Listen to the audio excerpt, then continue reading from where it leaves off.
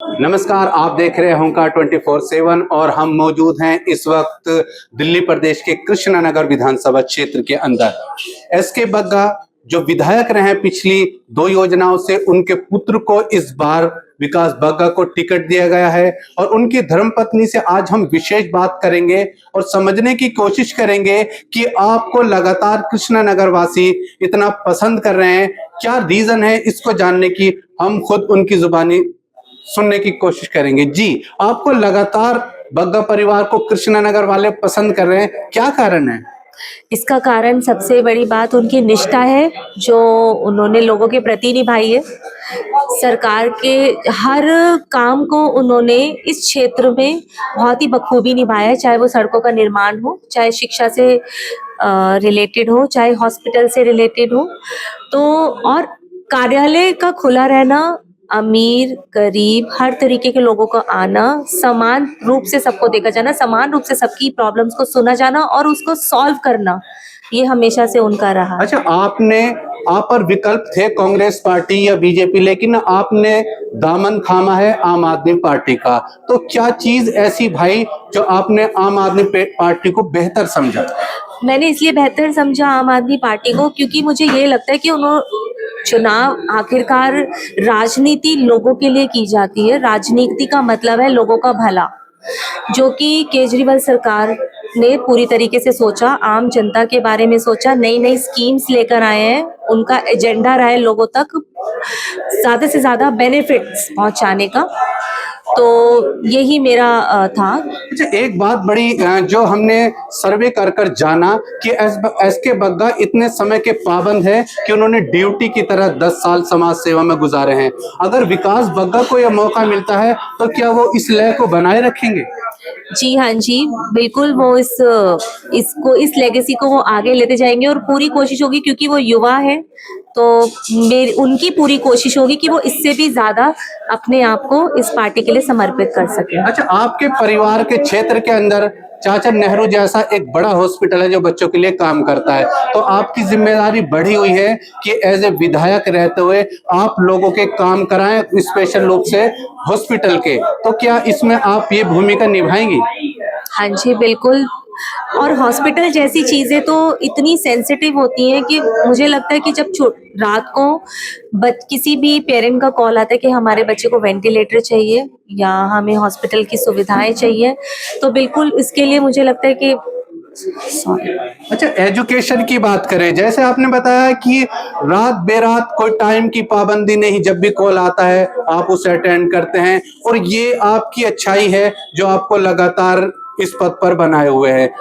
लगे हाथ तो हम बात करेंगे एजुकेशन की। अरविंद केजरीवाल के आने के बाद की एजुकेशन सिस्टम और इनसे पहले के एजुकेशन सिस्टम में आप क्या फर्क पाती हैं? बहुत ज्यादा फर्क मुझे लगता है।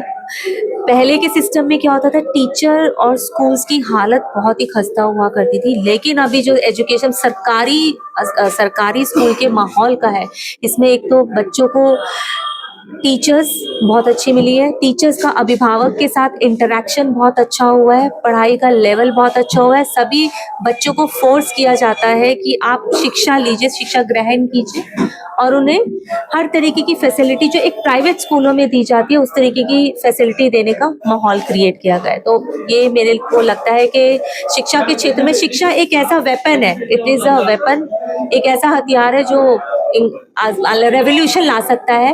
तो शिक्षा के क्षेत्र में बहुत अच्छा काम हुआ है। अच्छा, जैसे भाजपा के नेता कहते हैं कि हम राष्ट्रवाद की बात करते हैं, तो अरविंद केजरीवाल एक सवाल का जवाब देते हुए कहते हैं कि शिक्षा पर जो मैं कार्य कर रहा हूं, इससे बड़ा राष्ट्रवाद और क्या होगा। इसको लेकर आप क्या कहेंगे? बिल्कुल, ये बात तो सही है क्योंकि शिक्षा ही एक ऐसा, मैं फिर यही चीज बोल रही हूँ, शिक्षा एक हथियार है क्रांति लाने के लिए।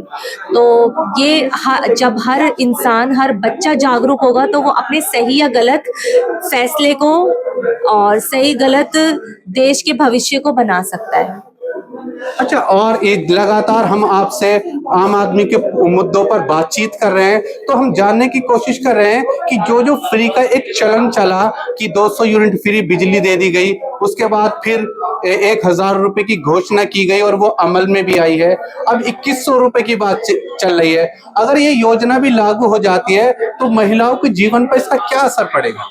देखिए, मुझे यही लगता है कि महिला का तो कुछ इस तरीके से योगदान होता है घर में कि बूंद बूंद जोड़ के वो अपना एक आशियाना बना लेती है। तो बिल्कुल 2100 रुपए का योगदान भी वैसे ही होगा कि जितनी सेविंग्स वो कर पा रही हैं उनके लिए वो अपने घर के कार्यों में, जो कि कैपेबल नहीं होते हैं, तो अपने घर के कार्यों में, अपने बच्चों की शिक्षा में, अपने घर को जोड़ने में उनका 2100 का बहुत बड़ा योगदान रहेगा हर महिला के लिए। अच्छा, महिलाएं, हम बात करें इस वक्त कृष्णा नगर की, क्योंकि हुंकार मीडिया की यहाँ मौजूदगी है तो यहाँ की बात करना भी जरूरी हो जाता है। जब आपके पतिदेव विधायक बनकर आएंगे तो आपकी जिम्मेदारी एक बार फिर से बढ़ जाएंगी, तो उसमें आपका क्या योगदान रहेगा? मेरा योगदान यही रहेगा कि मैं कंधे से कंधा मिलाकर चलूं और जो उनकी रिस्पॉन्सिबिलिटी है उस क्षेत्र के प्रति, तो मैं साथ में मिलके उस रिस्पॉन्सिबिलिटी को फुलफिल करूं।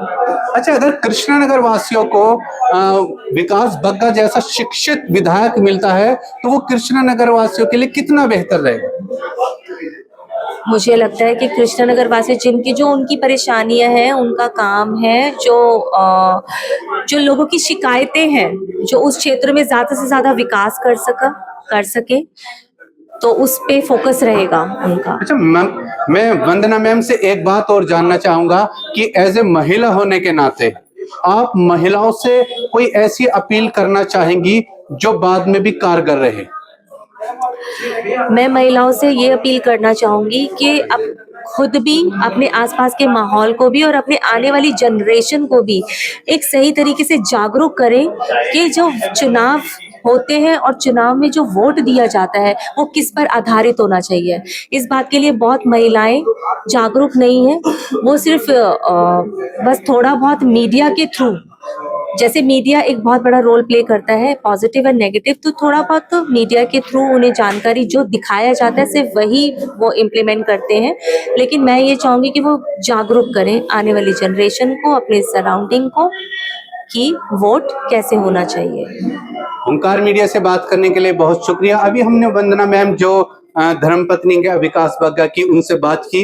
एक विस्तृत बात हुई जिसमें उन्होंने रोशनी डाली है हेल्थ के ऊपर भी, कि अच्छा एजुकेशन सिस्टम पर भी बात की। एक तवील बात के अंदर महिलाओं से भी एक अपील करती हुई नजर आई कि अगर एक शिक्षित विधायक बनेगा तो ये कृष्णनगर वासियों के लिए बेहतर रहेगा, और अपनी भूमिका को तय करते हुए कहती हैं कि मैं विकास बग्गा के कंधे से कंधा मिलाकर महिलाओं का विशेष रूप से और हर वर्ग का, क्योंकि जो ये बताती हैं कि मैंने विकास बग्गा को जो समझा है वो हर वर्ग को साथ लेने में विश्वास रखते हैं, और हर वर्ग के, हर समुदाय को साथ लेकर चलने वाले विकास बग्गा की धर्मपत्नी वंदना मैम से हमने बात की, और इस बात के जरिए हमने समझने की कोशिश की कि इस बार कृष्णनगर वासियों के लिए शायद विकास बग्गा ही बेहतर कैंडिडेट और बेहतर विधायक होंगे।